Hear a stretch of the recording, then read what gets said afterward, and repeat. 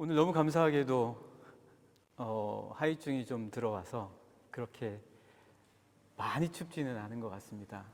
사실 저도 염려가 많이 됐습니다. 오늘 날씨 기온이 굉장히 내려가는데 성도님들이 오셨을 때 너무 춥지 않을까, 예배를 교육실에서 드려야 하는가, 여기는 너무 추운데 어떡하나 막 기도하는 마음으로 왔는데 교회 문을 딱 여니까 너무 따뜻한 거예요. 너무 따뜻하고 집같이 따뜻하다. 너무 귀하게 또 하나님께서 저희에게 이렇게 따뜻하게 해주셨는데, 또 세계 각처에서 이렇게 따뜻한 거 느끼지 못하고 전기가 들어오지 않는 또 전쟁 때문에 많은 분들이 계십니다. 우리가 늘 잊지 않고 함께 기도해야 될 점이 있습니다. 오늘은 저와 여러분들이 함께 이제 2023년부터 있을 큐티그룹과 함께 성장하는 저희 영락재단이 되고자 예언의 공동체로 서라, 이 세 번째 시간으로 마무리하도록 하겠습니다. 오늘 여러분과 함께 나누는 이 시간이 큐티그룹에 대한 마지막 말씀인데, 저희가 고린도전서 14장의 말씀을 통해서 계속해서 예언의 공동체로 큐티그룹으로서 어떻게 우리 영락재단이 든든히 설 것인가를 나누어 보았습니다. 이 모든 것의 마지막, 이 14장의 마지막 부분을 오늘 함께 나누는데, 이 14장의 말씀의 핵심은 마지막 40절에 있습니다. 그 마지막 40절이 어떤 말씀이냐면요, 여러분과 제가 같이 한번 읽어보실까요? 네, 40절의 말씀입니다. 시작. 모든 것을 품위 있게 하고 질서 있게 하라. 이것이 14장을 마무리 짓는 마지막 말씀입니다. 그래서 오늘 여러분과 제가 26절부터 40절까지 보실 때에 이 말씀을 크게 두 단락으로 나누고, 그리고 한 단락을 더 추가해서 큰 부류로는 품위와 질서에 관해서 어떻게 하면 이 예언의 공동체가 품위가 있고 질서가 있을 것인가, 그리고 마지막 세 번째 부분, 이런 구조로 저희가 오늘 함께 은혜를 나누어 보고자 합니다. 사실 품위와 질서라고 할 때, 질서, 이 말은 원래 성서 원어 헬라어로 탁시스라는 말입니다. 탁시스라는 말은 사실은 이게 군사 용어입니다. 군대에서 쓰던 말이에요. 탁시스라는 이 헬라어는 당시에 군인들이 군대에서 쓰던 말인데, 이 말의 의미는 원래 있어야 될 자리에 두는 겁니다. 원래 있어야 될 자리에 모든 것을 잘 두는 것, 그게 탁시스. 오늘 우리가 보는 성경의 말씀으로 질서라고 번역된 말씀입니다. 원래 있어야 될 자리에 그대로 있는 것. 저도 군에 있을 때 처음 들어가자마자 하는 게 무엇을 어디에 보관해야 되는지, 심지어 이제 군에 가면 이제 관물대라는 게 있어요. 잠자는 침상이 있죠. 그 병영 막사에 들어가면 잠자는 침상이 있고, 그 침상 뒤 벽 쪽으로 자기의 물품을 보관해 두는 관물대라고 있어요. 그 관물대에 자기의 군복과 군화와, 그리고 또 더블백이라고도 하죠. 그 배낭 같은 거, 그것도 두고, 또 자기의 속옷도 다 두는데 몇 번째 칸, 몇 번째 위에 오른쪽이냐 왼쪽이냐 그것까지도 다 정해줘요. 원래 있어야 될 자리가 다 있다는 거예요. 처음 가면 무슨 그런 자리가 필요해, 그냥 깨끗하고 단정하게만 하면 되지. 그런데 거기에 선임들, 고참들이 하는 이야기를 들어보면 왜 그게 그 자리에 있어야 하는지에 대한 이유가 다 있어요. 다 있어요. 처음에 일어나자마자 옷을 입기 쉬운 순서부터 그게 차례대로 있어야 될 자리가 다 정해져 있는 거예요. 막상 처음에 들어가면 그런 게 잘 이해가 되지 않죠. 그러나 지내다 보면 원래 있어야 될 자리가 있는 거구나 라는 그런 생각을 하게 됩니다. 사실 이거는 영적으로도 같아요. 창세기의 말씀을 보면 하나님께서 이 세상을 창조하실 때에 순서대로 창조하신 거예요. 갑자기 새와 물고기를 창조하시고 나서 그 다음에 물과 하늘을 창조하신 게 아니에요. 원래 하늘을 창조하시고 물을 창조하신 다음에 그 다음에 자연스럽게 물고기도 만드시고 새도, 공중을 나는 새도 만드신 거예요. 땅이 없는데 사람부터, 동물부터 먼저 만드신 것도 아니에요. 땅을 만드신 후에 동물과 그리고 사람도 창조하신 거죠. 이런 게 다 순서가 있는 거예요. 그래서 하나님께서는 그 모든 것을 짝을 이루어서 창조하신 다음에 이렇게 말씀하셨죠. 보시기에 참 좋았다. 보시기에 참 좋았다. 모든 것이 있는 곳에 있어야 될 때에 참 좋다라는 것입니다.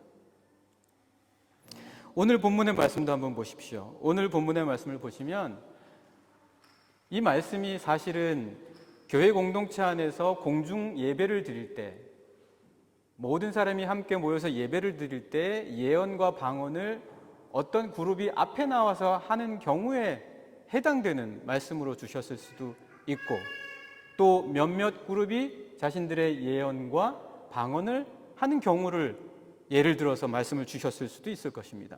그러나 우리 같은 경우는 큐티 그룹을 할 때를 가정을 해서 한번 생각을 해보자라는 겁니다. 물론 오늘 주신 이 말씀의 첫 부분에서는 공중 예배에 대한 어떤 순서들이 있는지에 대한 말씀들이 나옵니다. 26절부터 같이 한번 보실까요? 여러분과 제가 같이 한번 읽어보겠습니다. 그런즉 형제들아 어찌할까? 너희가 모일 때에 각각 찬송시도 있으며 가르치는 말씀도 있으며 계시도 있으며 방언도 있으며 통역함도 있나니 모든 것을 덕을 세우기 위하여 하라. 사도 바울이 고린도 교회의 공중 예배가 엉망이 되는 걸 봤어요. 그런 이야기를 전해 들은 거죠.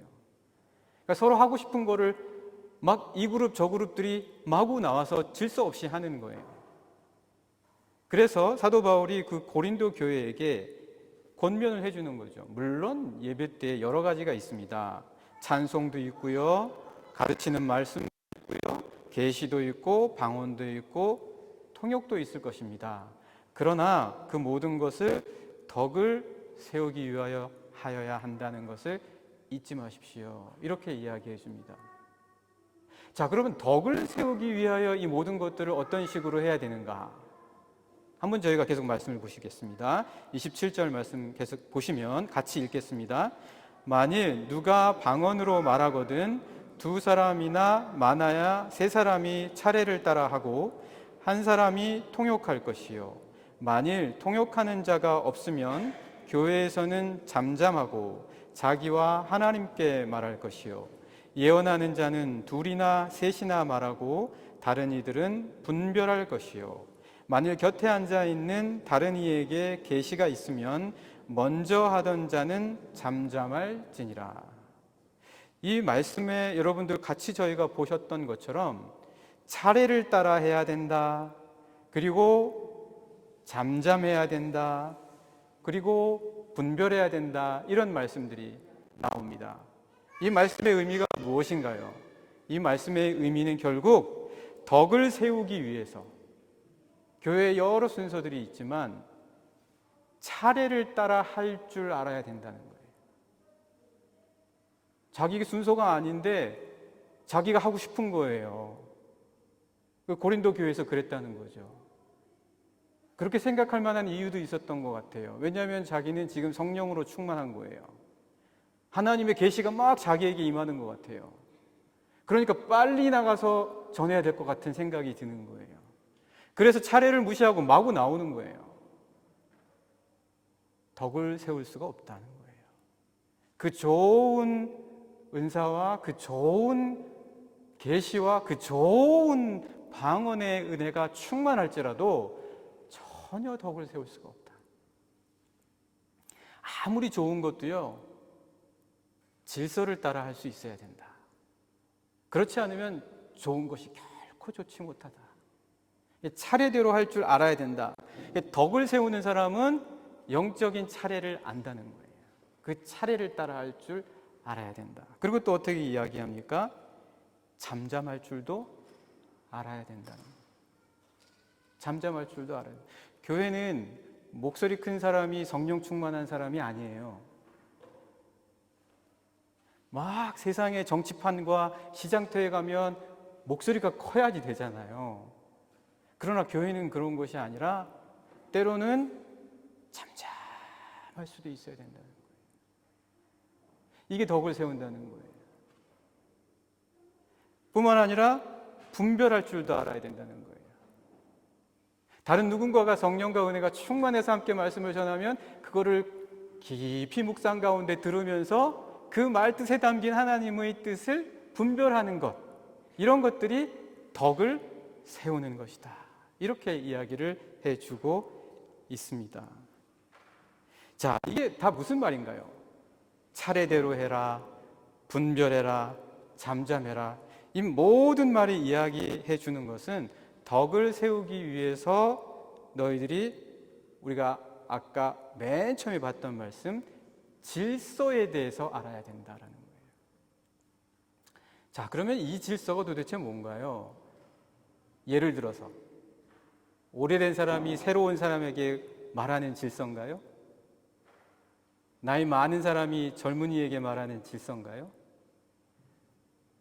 세상적으로 말하는 어떤 역할이 있는 사람이 역할 없는 사람에게 말하는 질서인가요? 그런 질서가 아니에요. 여기는 그런 질서를 말하는 게 아니에요. 어떤 질서입니까? 자신을 하나님 앞에 두는 질서예요. 자신을 하나님 앞에 두는 거예요. 누군가가 하나님의 말씀을 증거할 때 잠잠할 수 있는, 그 사람 앞에 나를 두는 게 아니라 내가 하나님 앞에 두는 거예요. 우리가 큐티그룹을 통해서 매주 이제 함께 모여서 말씀을 나눈다면 그거는 우리 질서, 다시 한번 말하면 하나님 앞에 두는 훈련을 하는 거예요. 내 자신을 하나님 앞에 두는 훈련. 세상의 삶을 살다 보면은요, 우리 삶의 질서가 뒤죽박죽이 돼요. 우선순위가 망가져요. 정말 중요한 거를 안 하고 엉뚱한 거를 할 때가 있어요. 안타깝죠. 이거 정말 해야 되는 일인데 저거는 안 하고 다른 거에 더 관심이 있구나. 얼마나 안타깝겠습니까? 그러니까 우리가 큐티 그룹을 통해서 하나님의 말씀을 나누면서 질서를 세우는 거예요. 내 삶의 차례는 이거구나. 이 순서대로 가야 하는구나. 말씀으로 자꾸 내 질서를 회복하는 거예요. 이 질서를 회복하지 않으면요, 우리가 가는 길이 어떻겠습니까? 뒤죽박죽이 되는 거예요. 책상에 아무리 좋은 책들, 고급 책들이, 아주 비싼 책들이 한가득 있으면 뭐해요? 그 책이 뒤죽박죽이 돼가지고 어디에 무슨 책이 있는지도 모르면 아무 소용이 없어요. 내가 무엇부터 먼저 해야 될지 모르고 무엇이 중요한지를 모른다면 내 생각 속에요, 내 삶의 질서가 사라지면 자꾸 잡념이 들어와요. 자꾸 잡념이 들어오고 집중을 못해요. 내가 뭘 하더라도 꼭 다른 거를 같이 생각하면서 하고 있는 자기 자신을 스스로 발견할 거예요. 뭔가 몰두를 못하고 뭔가 그 일을 위해서 최선을 다 못하는 거예요. 꼭 이거 하면서 저거 생각하고 이거 하면서 저거 걱정하고, 지금 완전히 질서가 망가진 거예요. 차례가 없어요. 잠잠할 줄 모르고요, 분별이 안 되는 거예요. 사랑하는 영락의 성도 여러분, 오늘 그래서 우리는 이제 큐티 그룹을 통해서 여러분들끼리, 우리도 4명이 모이잖아요. 큐티장을 빼면 3명이잖아요. 여기도 2이나 3이 모이라고 했는데 같이 모여서 말씀을 나누면서 여러분의 질서를 회복하시는 그런 우리 영락의 모든 성도님들이 되시기를 간절히 원합니다. 질서란 나를 하나님 앞에 두는 거예요. 나를 하나님 앞에 두는 거예요. 그러면요, 불편해지고 아무리 내 삶에서 나를 분주하게 만들고 헷갈리게도 만들고 그리고 어지럽히는 것들이 있더라도요, 내 삶의 질서를 든든히 세울 수 있다는 거예요. 이러한 모든 영락의 성도님들 되시기를 간절히 축원합니다. 자, 이제 그러면 두 번째 파트의 말씀을 보면서 이 말씀의 요지가 품위와 질서라고 했잖아요. 이제 우리가 품위에 대해서 한번 볼게요. 질서에 대한 부분, 왜 우리가 큐티그룹을 통해서 어떤 식으로 질서를 세울 수 있는가, 그게 무슨 의미인가를 보았습니다. 이제는 품위에 대해서 한번 보도록 하겠습니다. 노블레스 오블리주, 이게 어느 나라 말인가요? 프랑스 말 맞죠? 그죠? 노블레스 오블리주. 이 말의 어원이 한번 제가 찾아봤습니다. 이 말의 어원이 뭐냐? 어원을 찾아봤더니 14세기 1400년대죠. 영국과 그 프랑스 사이에 전쟁이 있었잖아요. 100년 전쟁. 그 전쟁이 있을 당시에 그 깔레라는 도시, 여러분 잘 아시죠? 그 도보로 배 타고 가거나 유로스타를 통해서 가려면 항상 깔레에서 가잖아요. 그죠? 그 깔레가 완전히 함락된 거예요. 프랑스 깔레가. 이기려고 많이 애를 썼지만 도저히 안 되고 함락이 되어서 이 영국에서 에드워드 3세가 이 깔레 시민을 이제 협박하는 거죠. 너희들 다 죽지 않으려면 너희를 대표해서 죽을 사람 6사람 뽑아서 와. 이런 협상 조건을 내건 거예요. 너희들 다 죽기 싫으면 6사람, 너희를 대신해서 죽을 사람 찾아서 와. 근데 아무도 안 나가려고 하는 거예요. 당연하겠죠. 다른 사람이 나가주기를 바랬겠죠. 근데 그때 그 깔레에서 가장 부유한 웨스타슈 드 생피에르, 이분이 자기가 자원을 했습니다. 내가 죽겠소. 그랬더니 그 도시의 법률가 그리고 그 도시의 정치가가 다 같이 6명이 모여서 우리가 죽겠소라고 나오는 거예요. 근데 그들이 그 사회의 모든 것을 결정하는 아주 중요한 클래스에 속한 사람들이었다는 거죠. 소위 말해서 그 당시에 귀족이라고 하는 사람들이었다는 거예요. 귀족일지라도 자기가 누린 그 권리에 상응해서, 아니 그것보다도 더 큰 책임이 자신들에게 있는 걸 알고 그 책임을 감당하는 데 주저하지 않았다는 거예요. 오늘날 우리 사회는 어떻습니까? 법률가일수록 법 안 지켜요. 이리저리 피해 나가죠. 한국 사회가 엉망이에요. 이걸 오늘 우리 성서의 말씀에서 어떤 식으로 번역이 되었냐면 품위, 이렇게 번역이 된 거죠. 품위. 이 품위라는 말은 헬라어에서 스헤마라는 말입니다. 스헤마. 근데 이 품위라는 이 스헤마라는 말은 뭐냐면요, 모양이 좋은 거예요. 모양이 좋아서 다 그거를 본받으려고 하는 거예요.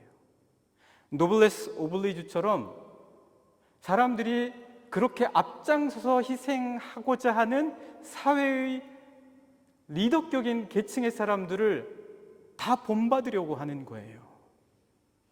그런 것처럼 이 품위가 바로 그런 의미입니다. 정말 그 모습이, 그 포밍이 잘 돼서 그것을 본받으려고 하는 것. 다른 말로 하면은 어떤 뜻이냐면요, 이 품위가 영향력을 바르게 사용하는 거예요. 영향력을 바르게 사용하다. 자, 한번 말씀을 보실까요? 31절에서 35절 말씀 여러분 한번 보겠습니다. 31절에서 35절 말씀 같이 한번 보시죠. 31절입니다. 너희는 다 모든 사람으로 배우게 하고 모든 사람으로 권면을 받게 하기 위하여 하나씩 하나씩 예언할 수 있느니라. 예언하는 자들의 영은 예언하는 자들에게 제재를 받나니. 예언하는 사람들일수록 예언에 깨어 있어야 돼요. 예언의 제재를 받아야 돼요. 나는 예언하니까 이건 하나님의 말씀이니까 어느 누구로부터도 제재를 받지 않는다라고 하면 그거는 잘못된 것이다 라고 분명하게 사도 바울이 여기 고린도 교인들에게 이야기해 주는 거예요. 33절 계속 보시겠습니다. 같이 읽겠습니다.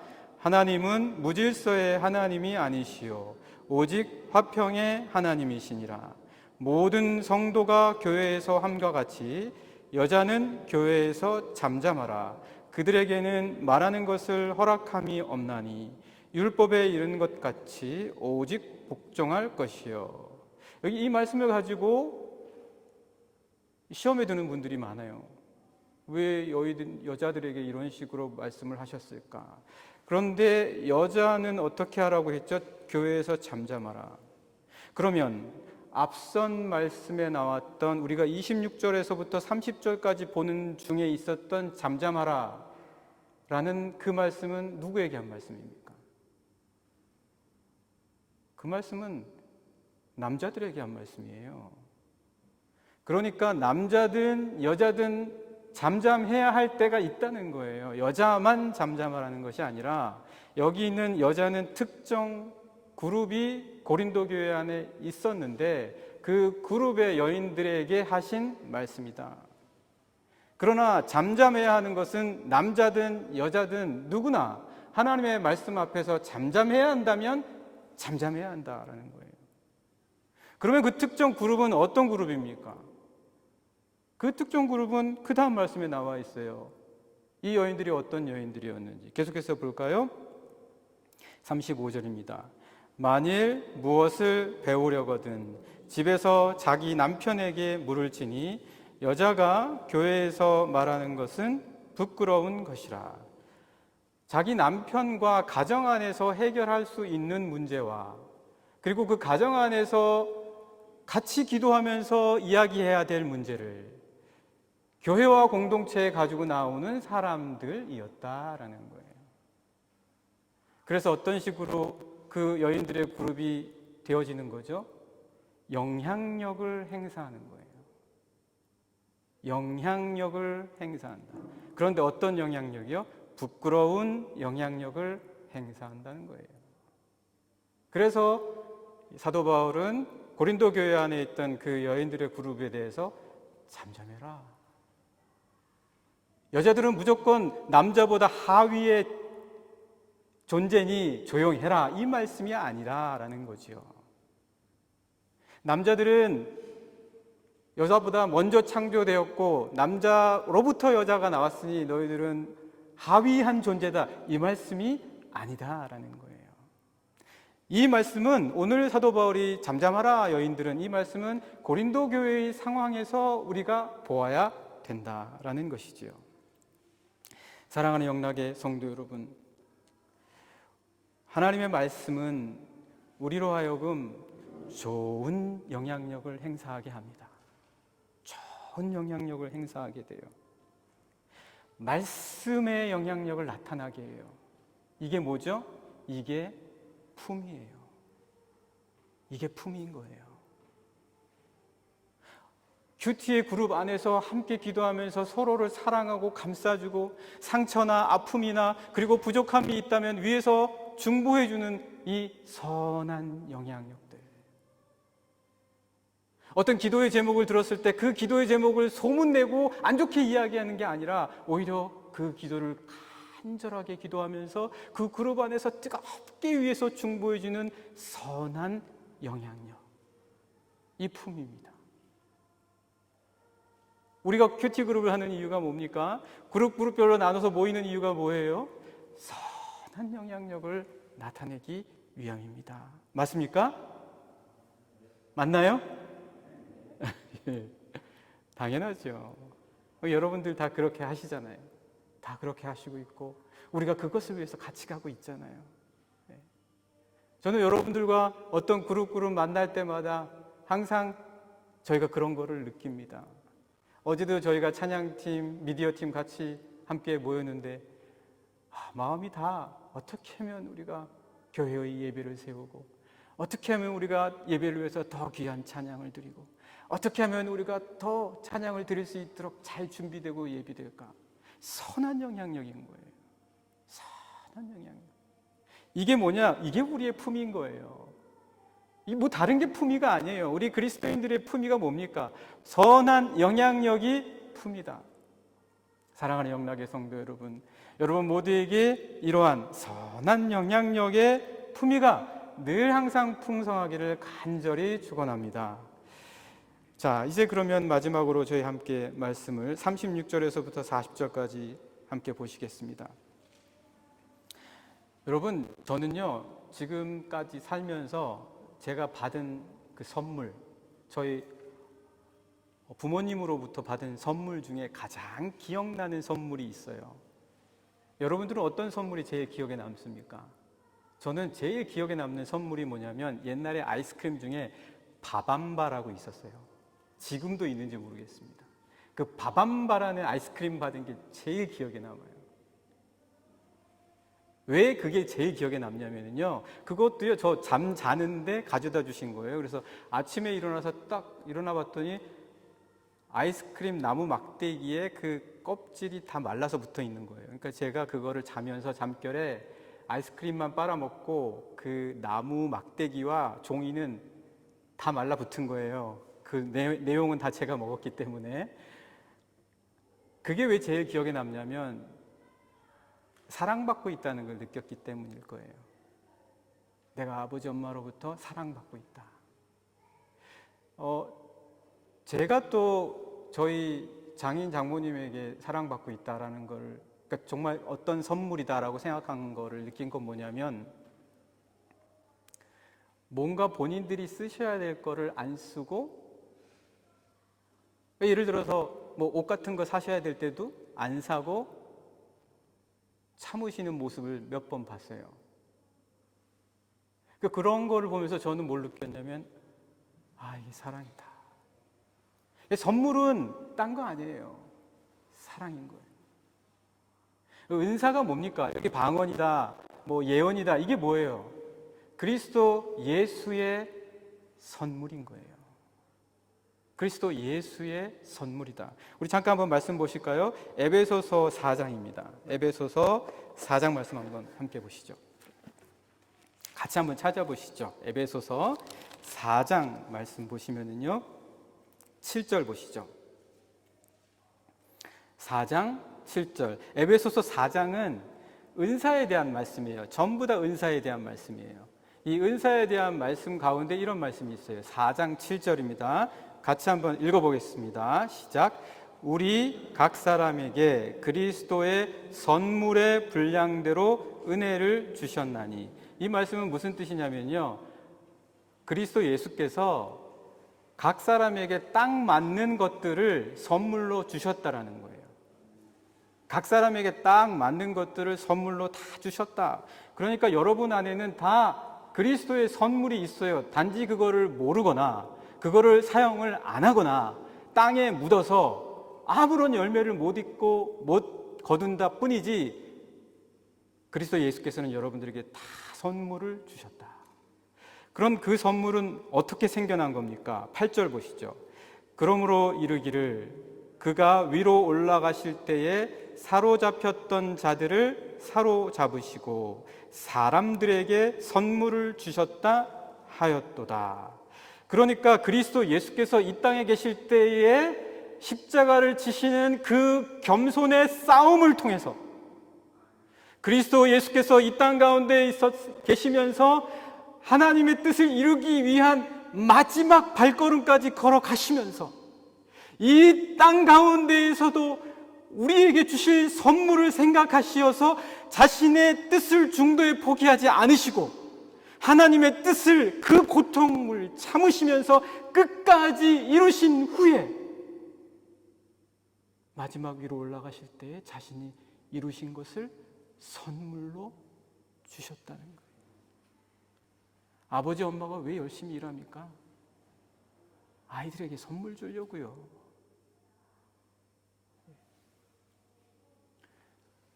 제가 이번 주에 저희 장년부 모임이 있어서 다녀왔는데, 장년부 모임에서도 어떤 권사님이 하시는 말씀이,